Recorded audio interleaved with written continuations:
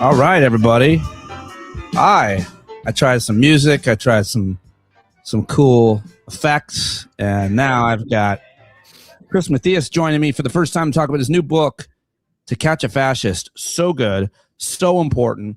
Go order the book right now. Go get it, and you can't put it down. It is so timely and important, and I'm really happy to meet you. You done great work here, not only with this book, but as a journalist for a long time. Thank you so much for joining me. It's great to have you. Oh man, yeah, it's great to be here. What a great intro. Thanks for having me, Pete. Yeah, the blurbs are great. Everybody's loving it. It's important work you're doing. Let's get into it. Let's talk about it. Your background as a journalist first, before we really get into the book. You've been covering like the far right for a long time, which is fucking crazy waters to swim in. Like, where did you grow up? Why did you decide to do this? Oh yeah, so interestingly enough, I grew up in Gettysburg, Pennsylvania, which is the site of the deadliest battle of the Civil War. Turning point where the Union really turned things around. And I think I didn't realize it until later, but I think partially why I got onto this beat was maybe where I grew up. There's basically monuments all over that battlefield. A lot of them Confederate, a lot of them, I think, arguably, kind of lost cause propaganda. So I think I've always been fascinated with this Civil War that we kind of never stopped fighting. And also because of kind of the historical significance of Gettysburg, not only for the battle, but for the Gettysburg Address, it's been a magnet for extremist groups. And like growing up, there were Klan rallies in Gettysburg and so on and so forth. But, eventually I also, funnily enough, I worked at I haven't told this story yet, actually. Wow. One summer in Gettysburg in college, I worked at a Civil War gun shop where we sold active Civil War black powder weapons. Oh way. Yeah, and in Pennsylvania, you don't need a permit. You don't need a permit for it. You just have to be 18 years old. It'd be hard to rob a bank with one of those weapons, but but my coworker was a Confederate reenactor who turned up to work every day in a full Confederate uniform. I was like 19 years old, smoking a lot of weed, like did not really, process what he was all about. But I think he took a shine to me, and by the end of the summer, he lifted up his sleeve and he had a Third Reich tattoo on his arm. And he could tell that my eyes widened, and he like put his sleeve down and was like, I don't believe that anymore. But I think he was like trying to see how I reacted. At any rate, that's crazy. It's nuts, man. Yeah. And then so like 10 years. Have you written about working at that gun shop and growing up there and that guy? And no, I really thanks for asking that. I really want to write about growing up in Gettysburg at some point. Haven't quite found my avenue. But I am excited. I'm trying to do a reading back there, which I think will be. Oh, great. Well, yeah, I hope the book gets a lot of attention, and I hope you get to do readings all over the place, because it really is so important. Your journalism is important, but this book and the way you did it is, I hope it wins awards. I hope it gets a tremendous amount of attention, because you really help teach us. You're also like a historian. I mean, I think it's fair to say you are a historian of certainly American fascism and right-wing extremism, and there's a lot in that. You also got close with a lot of extremists and actual, quote, members of Antifa. So let's just talk a little bit about how you went about putting this book together, and what you did for it, because it's some real kind of dangerous journalism. To Catch a Fascist, the fight to expose the radical right. It is so good, and I'm ashamed I haven't had you on before, but I'm so excited to talk to you about this book. How did you go about doing it? Oh, thanks so much, Pete. That's so nice. Yeah, so my journey for this book kind of started in Charlottesville at the Unite the Right rally in 2017, largest white supremacist gathering in a generation. Nazi drives his car into a crowd of counter-protesters, kills Heather Heyer. Afterwards, Trump says, calls the Nazis very fine people. I think Charlottesville kind of shocked the country. It showed this kind of insurgent fascist movement in America on the march in the 21st century. And So it kind of became my task to unmask this movement, right? To figure out who was in this movement and how they were uh, influencing people in power in the Republican Party. Um, but I very quickly learned that there were already people doing that kind of research with great success, and those people were anti-fascist activists. They were Antifa. Um, and as for how I reported the book, what I learned pretty quickly is that Antifa had like unmasked or doxed thousands of new American Nazis.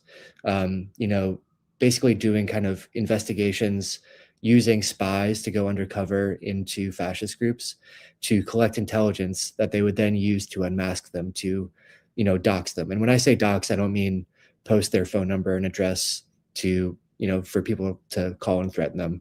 I mean, like the digital equivalent of ripping the white hood off of a Klansman. Right.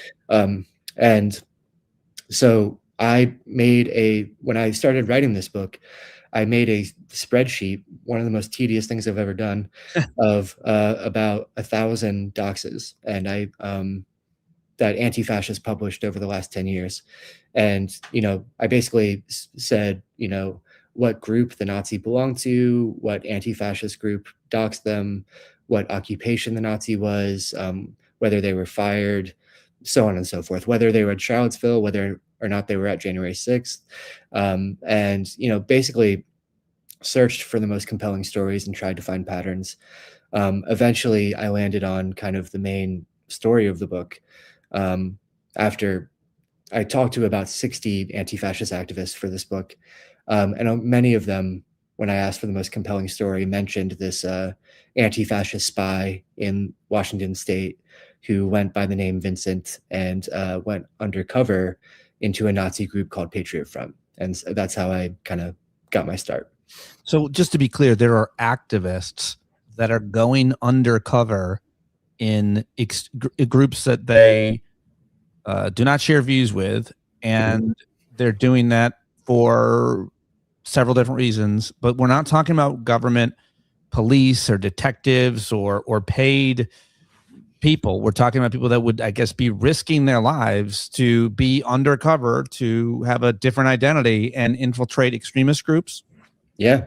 That is a regular tactic of different activists who identify as Antifa.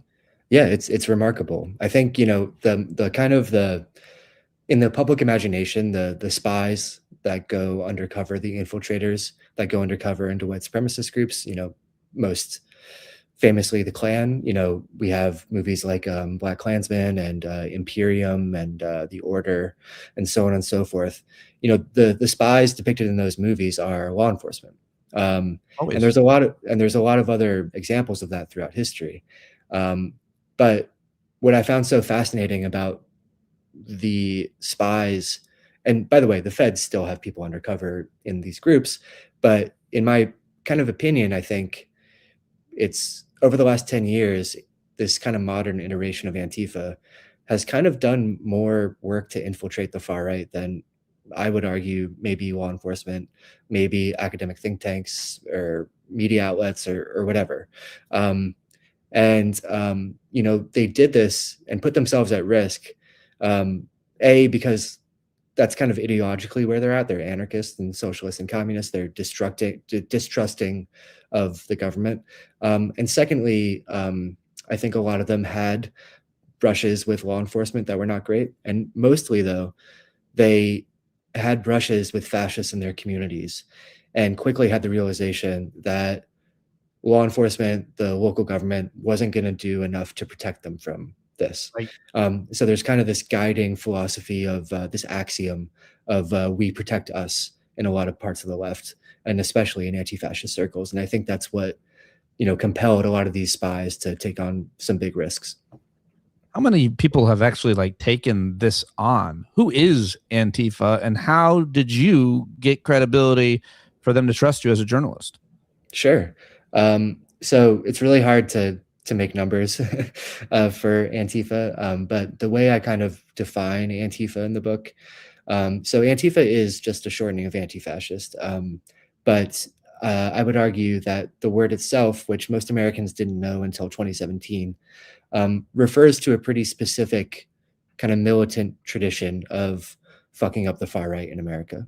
And it has its origins in the 80s and 90s in the punk scene. So there was groups like, incidentally, in Minneapolis, where this all got started, there's a group called the Baldies, which was this like multiracial young crew of punks that basically was tired of seeing Nazis at their shows and hurting people in their community. So they kind of banded together and started punching Nazis in the streets. Um, they eventually, though, grow more sophisticated politically. They start pressuring venues not to host these bands. And they start identifying as anarchists and socialists and communists. And by the 90s, they have a group called Anti-Racist Action, which is this kind of anti-racist skinhead movement that is fucking up Nazis across America and basically kicks a generation of Nazis off the streets. So by the time Trump comes to power in 2015, 2016, a lot of activists kind of find this blueprint left behind by Anti-Racist Action, which by this point wasn't as relevant anymore. And they kind of use that model of, a few basic tenets, which is that fascists need to be confronted in the streets, sometimes violently. Fascists should have no platform to speak or organize. So that means like not letting them hold rallies, trying to get their permits for votes, chasing them off the streets. In the modern era, it means deplatforming them on social media. And then finally, what we've already discussed is that the state and law enforcement can't be trusted in this fight. So as for like numbers, I think Mark Bray once, who wrote kind of the last book about Antifa, put it at about 200 groups. But I think what I would say is that these kind of anti-fascist formations form very organically and kind of rise and fall very quickly. Sometimes they announce themselves, sometimes they don't. I think wherever you are in America, you are not that far from an anti-fascist formation, but it might be a handful of people, 2 or 3 people. What have you seen in covering anti-fascists who identify sometimes often as Antifa, but it's very nebulous, isn't it fair to say? And there's not like a some kind of sworn testimony or password necessarily. Not very well organized in many ways, often leaderless and so on. But nonetheless, do you think that, I mean, what has been the relationship and what has been the view, generally speaking, of violence for anti-fascists in America? Sure. Yeah. Because I asked it for a reason. Like, everybody knows that is being honest and having a good faith argument that the domestic terrorist threat, the terrorist threat to America, has always been, even before 9/11, has always been right wing, anti government extremists. You can call them white nationalists, white supremacists, anti-government, far-right extremists. They've always been the ones threatening us. Timothy McVeigh and so many famous ones. And so they have continued to be a threat, and a violent threat, and committed all types of violence. And you see Republicans and this administration, this regime, obviously always trying to say Antifa is the most violent threat, and they have a history of violence for which they don't. So I'm answering the question that way myself, but you're the journalist covering them. What is their relationship and view of violence? What is their history of violence? Yeah. So to touch on your first point very quickly about it being kind of a nebulous term, sometimes the way I think about it is that famous Supreme Court ruling, which is about porn, like you just know it when you see it. I think there's kind of a similar way with Antifa, like you kind of just know it when you see it. But as for its relationship with violence, I mean, so I think in the public imagination, most of the people still associate Antifa with punching Nazis, and for a good reason. I think in 2017, no one really knew what Antifa was, and then there was, in quick succession, all these viral videos of kind of activists in all black punching Nazis. Most famously, Richard Spencer getting punched on Inauguration Day in 2017. That's right. Yeah. And the thing is like Antifa makes no apologies for being militant. They think sometimes you have to be militant. If the analogy I draw in the book is if a Nazi walks into a bar and starts throwing up Nazi salutes, starts screaming racial slurs, everyone I would like to think most Americans would ask that person to leave, and then if they refuse to leave, force him to leave, physically. And I think that's a fine and good thing. And the reason for that is because that Nazi poses an urgent, inherent threat. They want to hurt your neighbors, and that is kind of the guiding philosophy of Antifa when they march on the streets. And but I will say, compared to the violence of the far right, it just is so tiny. Like the amount of violence, mostly, it really is rare, and it involves kind of battles on the streets with Nazis holding rallies. There have been some other incidents, the one murder kind of tied to Antifa over the last decade or two occurred in Portland in 2020, where there was um, a confrontation between an anti-fascist and a kind of a Proud Boy, and Michael Renault ended up opening fire. He argued it was in self-defense. He's eventually, a few days later, killed by federal agents, which you could argue was kind of an extrajudicial, execution. Um, but and then, there's a couple other incidents that a lot of people on the right will try to cite, one of which was an anti-fascist in Washington State who firebombed some ICE trucks in Tacoma, Washington years ago. He identified as an anti-fascist. I think anti-fascists would argue that he wasn't trying to hurt anybody. He was just trying to blow up some vehicles. But, a lot of these things are open for debate. But what I will say is that, yes, Antifa is militant. Most of the time, it just means getting in fights on the streets. And it just pales in comparison to the violence of the far right, which has killed hundreds over the last couple of decades. Well, how do you think, what is the contrast then with how Antifa is portrayed in the media and kind of the mainstream media, and what they're actually doing, what they believe in, what they've been up to? Yeah. Yeah. I mean, I think because Nazi punching is so viral and obviously you're going to click on it and you're going to watch it. It's kind of obscured the bulk of the work Antifa actually does. And that work is mostly just research and intelligence gathering. And, so much of anti-fascist work actually ends up just being behind a computer. And, doing kind of remarkable, I would argue, journalism or open source investigations, where the spy I told you about at the beginning of this episode, the one that goes undercover into Patriot Front, this Nazi group, what comes of that infiltration is he gets a hold of 440 gigabytes worth of Patriot Front's internal messages that they send to each other, including photos and videos and audio of their meetings and stuff. This all ends up in a public database on a site called Unicorn Riot, which is an independent media site, does really great work. So, this kind of open source material that anyone can go through to figure out who in their communities might be a Nazi. Anti-fascist researchers from across the country pour through these messages, thousands of them, to look for little morsels, little clues that Nazis leave behind about their real identities. Maybe they mention what they do for a living. Maybe they mention where they live. Well, one of my most favorite details is that I found in my spreadsheet that anti-fascist identified or doxed, unmasked 6 Nazis because those Nazis posted photos of their dogs online. And they were able to match those dogs to pictures on social media accounts and so on and so forth. But so just kind of remarkable in investigations. And the reason they do this, kind of the tactical or strategic reason, is to create a social cost for being a fascist.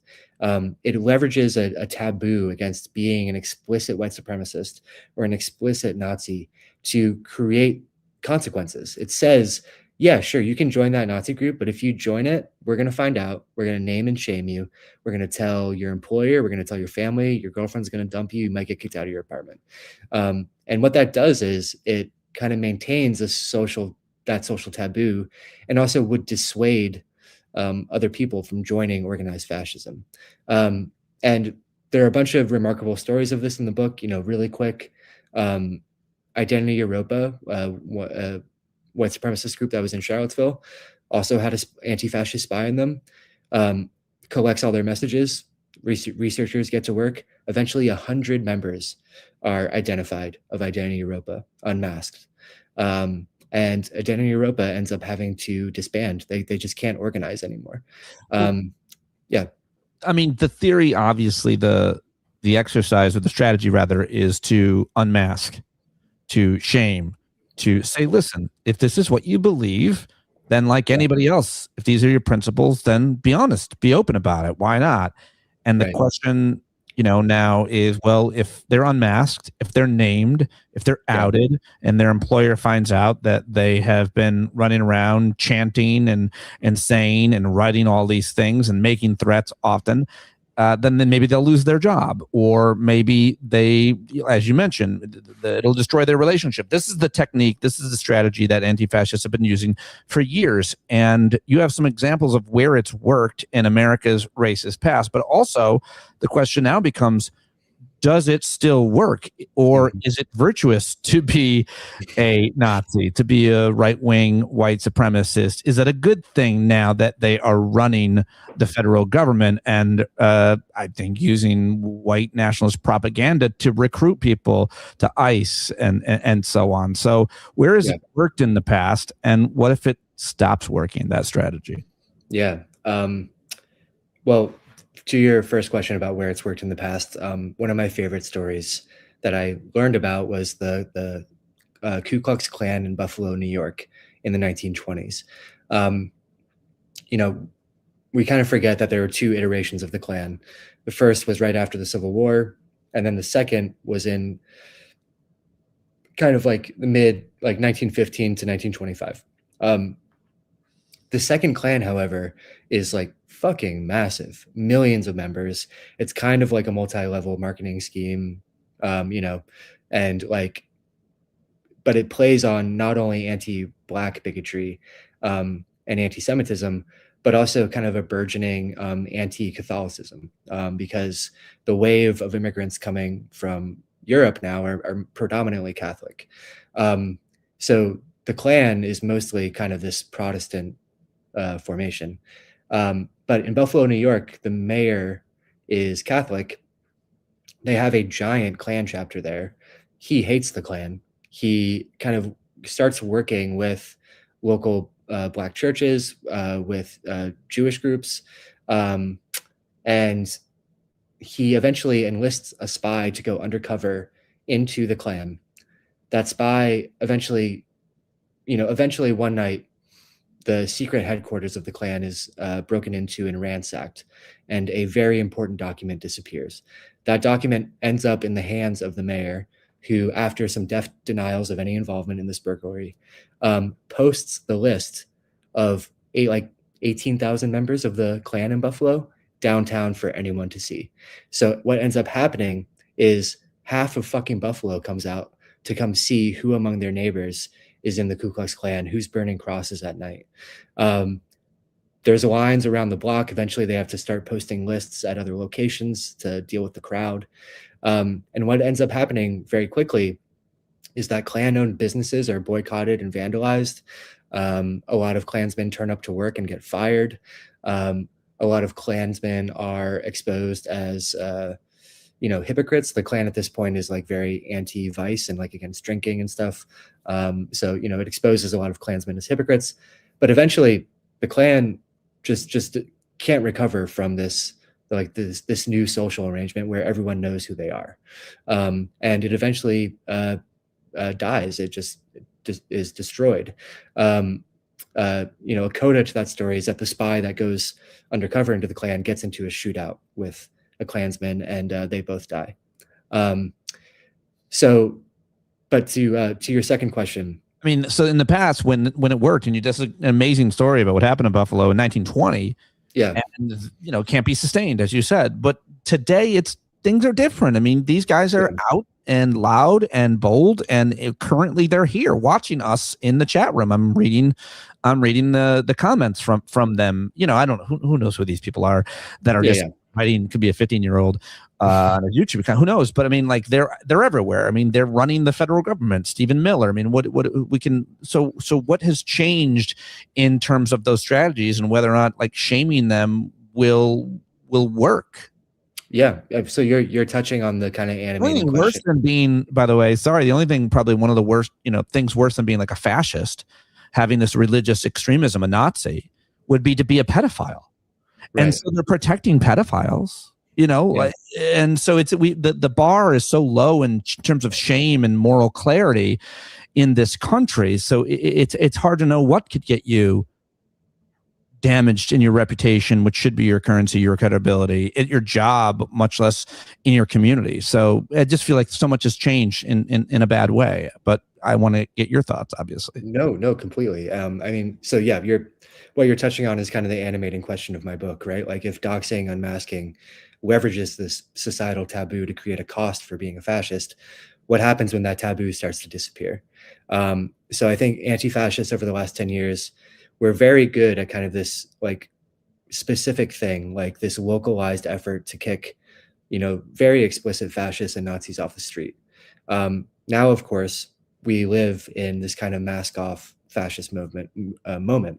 My book ends with a profile of a Nazi who recently decided not to be a Nazi. He left Patriot Front. He left white nationalism behind him. And he describes to me like what a crazy feeling it is to have left a Nazi group and then to hear the same rhetoric coming out of the White House. And like how like scary that is for him. And so, I think the work has changed in a way. I recently wrote an article for The Guardian about this, which is, Antifa for the last 10 years was unmasking this new generation of fascists, of Nazis. Now, who are they unmasking? Who's wearing the mask right now? It's ICE agents. It's it's a secret police force.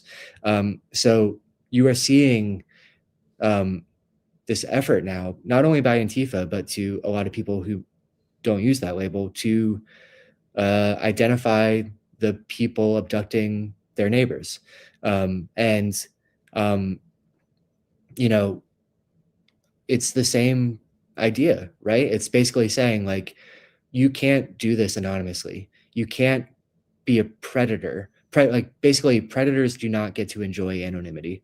That's what an anti-fascist told me about the effort to identify ICE. Like there has to be accountability. And it's the same kind of thing. It's basically saying like, yeah, you can join ICE, you can get that bonus. But if you do that, you're going to have this shame on you for the rest of your life that you will never be able to wash away. Like you are basically, it's an effort to say that, to tell ICE agents that you are the Nazis in this movie, that in a generation you will be depicted as the villains in the movies your kids watch. So it's like best to get out now. And I think we are seeing a change in public opinion. After the amazing uprisings in Minneapolis, which make me want to cry, and also the murders of Renee Good and Alex Preddy, you've seen the polls, the approval ratings for ICE just absolutely crater. And you're also seeing record level support for slogans like abolish ICE. Even among Republicans, there's 20% support for the phrase abolish ICE among Republicans. So anti-fascists are basically, I think, trying to claw back that taboo against explicit white supremacy. And right now, that work is unmasking what is essentially, I would argue, Trump's secret police force. How do you interpret, or what do you make of the argument that people say that we just need to lower the rhetoric, stop calling them Nazis, stop calling them, using words like Gestapo, and all these other things, because that's what really upsets them, including some of the people apparently watching this right now. Also, they're saying that Antifa are the fascists. So we could, try to define fascism for people, and you can either, agree or disagree with it or support it or not. But there are some pretty clear definitions, and political scientists have been studying this for years. Where is it on the ideological spectrum from left to right, and where has it been practiced in the past, and where is it being practiced now? And it's different in different places. And obviously in America in 2026, our fascism is different than it was in Germany. And all those caveats are important, but still we have to have a thoughtful conversation about some of these terms. What do you make of the argument and that we need to lower the rhetoric and we need to stop calling them Nazis and using this terminology? Yeah, so I kind of have I understand that impulse, like you don't want to use the scariest words in our language, like lest you diminish them, diminish their importance, to diminish their severity. But like we also have those words to prevent precisely what's happening right now. Like you can't have a secret police force abducting people based on the color of their skin and demanding their papers, and then be like, "Don't call us fascists." Like, I'm sorry. And there's other examples of this too. I think like the ICE detention centers. There's a debate. Jake Tapper last week kind of chastised an activist for calling those detention centers concentration camps.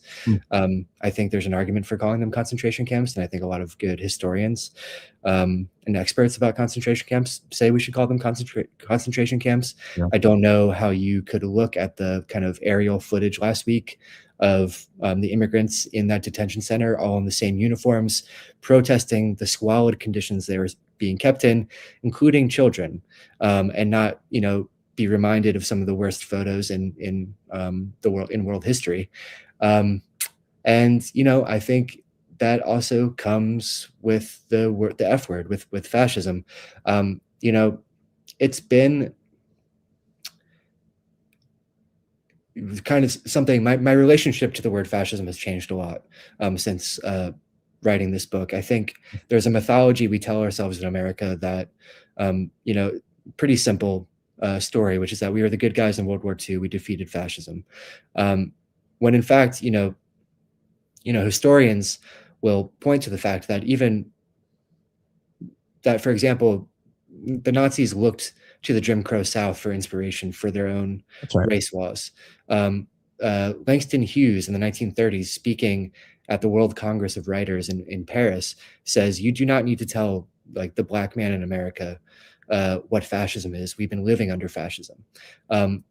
Robert Paxton, kind of the foremost scholar of fascism in America, writes a book called The Anatomy of Fascism. It's a giant book that basically the climax of the book is defining fascism. He says that the Ku Klux Klan is the proto-fascist kind of formation. Like it, even exists before the word fascism exists itself. And this is all to say that like it's much more complicated than the story we've been told. Also, that the U.S. Army, yes, fought Nazis, fought fascists, but it was also a colonial army. It was also a segregated army. It was an army where black soldiers fought in segregated units and then returned to America to live under Jim Crow, a system of apartheid. So we've always had fascism in America. What we're seeing now is an intensification of these underlying social arrangements. It's an attempt to kind of reify hierarchies, to make them permanent, and to destroy any semblance of actual democracy. And I think what's happening right now is an absolute 5-alarm fire. It's an emergency. And that's why I think it's important to use the word fascism. Robert Paxton, by the way, initially declined to call Trump a fascist in 2016, the historian. But he revised that after January 6th and said, yes, Trump is a fascist. Yes, because he lied about the election, and then he led and fueled an insurrection. Also, again, just to remind everybody, there is a word that is worse to be called, and it's very dangerous to be called. And I have a lot of feelings around it, because being called a pedophile is terrible, and not because it hurts my feelings, because I've been called a pedophile a million times, because I'm an advocate for LGBT youth in this case in my town, and that's true of anybody who's an advocate for LGBT community. You're called a pedophile, and we were called pedophiles over and over. And if I believed that my neighbor was actually sexually assaulting kids, I would do something about it. And that's different than if I believe my neighbor and know that my neighbor is a right-wing extremist.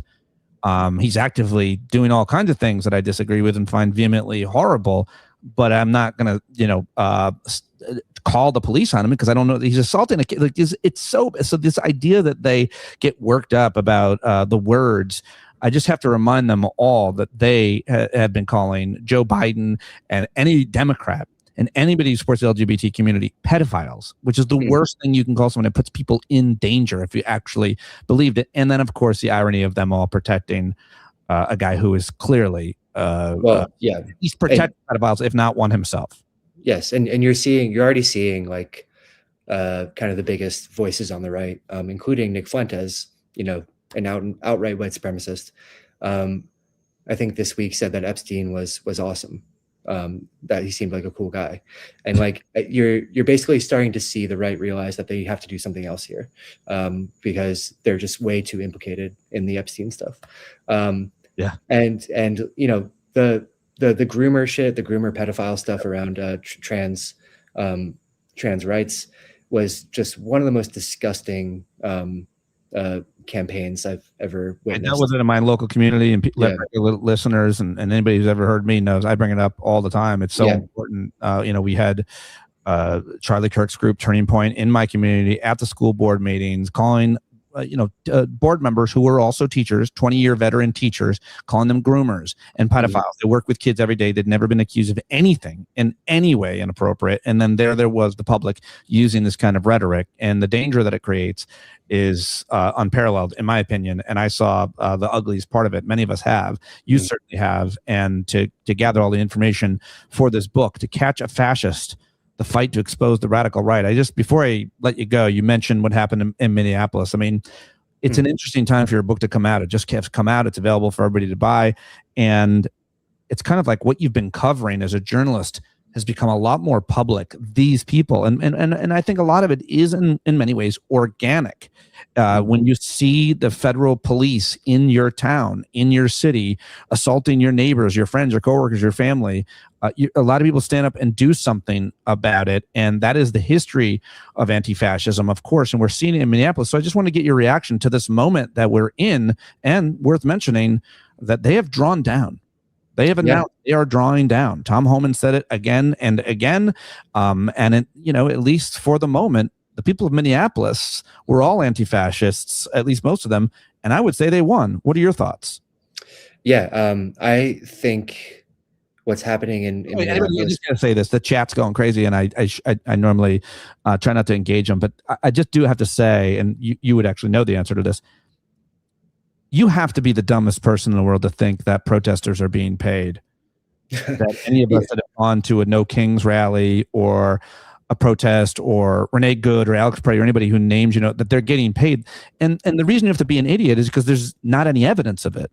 If that were the case, there would be all kinds of evidence of it. And it's just a stupid, you're a very, very, very dumb person if you think that protesters are doing it for money, that they're getting paid. So do you have any evidence that anyone has been paid for the protests that they've attended, or any of the no, definitely not. I mean, your work that they're doing in Minneapolis to protect people?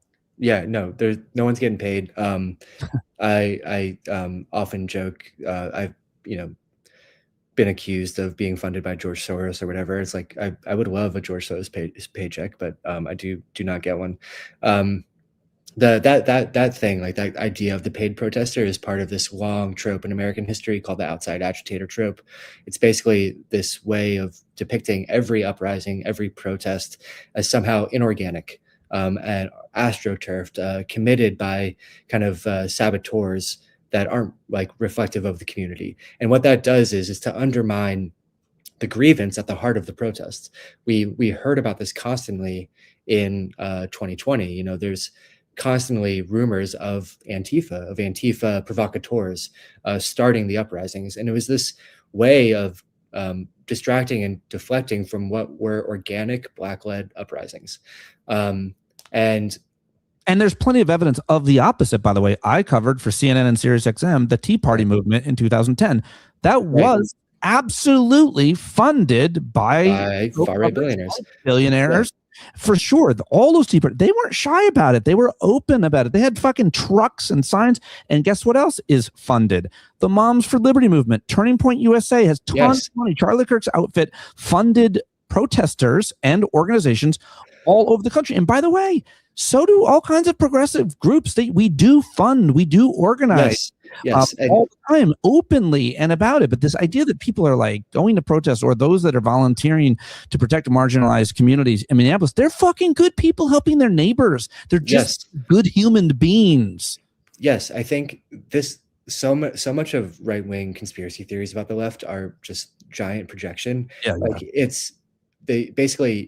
They have to make these conspiracy theories about the left because they can't fathom a movement unlike their own, a movement that isn't strictly hierarchical, that isn't funded by billionaires, that isn't full of grifters. And so they try to put that on the left. But the fact is, when you look at what's happening in Minneapolis, when you looked at what happened in Minneapolis again in 2020 after George Floyd, when you looked at what happened in Minneapolis in the 1980s and 1990s with the beginning of anti-racist action, these were all organic uprisings. They were a response to material conditions. They were a response to the fact that the realization of we protect us, that our neighbors are getting harmed or are at risk, and our law enforcement isn't going to help us, and our Democratic Party isn't going to help us. So we have to turn up ourselves. We have to show up for our neighbor. I think what I have found so kind of heartening and inspiring about Minneapolis is the degree to which it's a lot of anti-fascist tactics by another name. It's kind of these tactics going, being adopted at a bigger scale. There's so many parallels between what people in Minneapolis are doing and what kind of Antifa activists were doing in 2017 when this new generation of Nazis was taking to the street. And those things included, confronting Nazis in the street. Minneapolis is confronting ICE in the street, monitoring Nazis. Minneapolis is monitoring ICE. Minneapolis is identifying ICE agents. Minneapolis is, pressuring venues and hotels not to host ICE, to do business with ICE. They are trying to create a social cost for ICE in the city of Minneapolis, and I think it's working. That's why we are seeing this kind of drawdown. It's why you've seen Trump kind of retreat for the first time, and I can remember how long. They know that they have run up against a resistance that won't back down, and that can beat them. It's such a good book. It's great journalism and great work and courageous in this time. I really appreciate you joining me. I want to keep talking to you as you cover this and talk to you again when you're done with your first round of book interviews. Chris, congratulations, and I hope everybody goes and buys it right now. Yeah, thank you so much, Pete. This was a pleasure. Appreciate it. Yeah, absolutely. I'm going to go see if any of the people that are saying nasty, stupid things will join me live. I do this sometimes. Oh, okay, great. I don't want you to have any part in that. I don't want you to. Okay. So all right, well, I'll take off. You can punch out, and I'll stay. All right, take care. Go get the book, everybody. To Catch a Fascist: The Fight to Expose the Radical Right. Really good stuff. All right, take care. Thanks, guys. Bye, Chris. Yep. All right, and now I'm going to throw the link if anybody wants to actually back up what they're saying by putting their face on the screen. So I put the link in the chat. So there's over 200 people here, and a lot of trolls and people saying all kinds of nonsense. And I like good faith conversation. So if you want to say it, to my face, rather than just being someone who's an anonymous person typing, I'm not going to be pejorative to anybody. I don't want to get scolded again by my friends who say that's beneath me. It's not. But if anybody wants to join me and make an argument, then you can join me right now. I'll put you right on the screen. Or you can just keep typing stuff, which I think is, I'm never impressed with it. It's the height of cowardice and weakness. If you really want, I've always taken live callers throughout my career. So I'll give it another 60 seconds. If anybody wants to put the link in there one more time, the link is in the chat. You can just click on that and I'll bring you up. You just have to come. You don't even have to give me your real name. Just come on with your face and say to my face what you're saying in the chat.